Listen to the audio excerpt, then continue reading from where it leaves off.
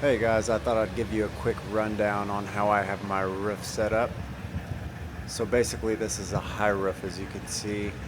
A lot of the high roofs are all different heights. So I just decided to buy some crossbars for a low roof and modify them to make them work for the high roof. So as you can see, the gutter mounts that are attached to the gutter originally bolted to the crossbars.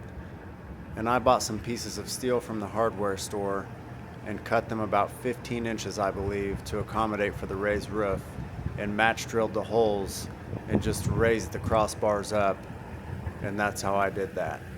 Originally I had two 100-watt panels up there, but once I had the crossbars installed I realized I could fit another one, and I was looking to get as much solar as possible, so I went ahead and bought another panel and did 300 watts instead. The upright crossbars weren't very sturdy to begin with, and so I ended up getting some more steel and running them long ways with the van and bolting them to each other to make it a little bit more sturdy. I also ran my awning all the way down and bolted it into each crossbar, and so that helps sturdy it up as well. On the driver's side you're looking at, I want to add another bar horizontally and add my traction bars that are in the van to the roof so I can make more room on the inside. I know Vantech makes a set of crossbars for a raised roof van, but this was the most cost-effective way I could do this, and I looked at theirs and knew that's something that I could easily do.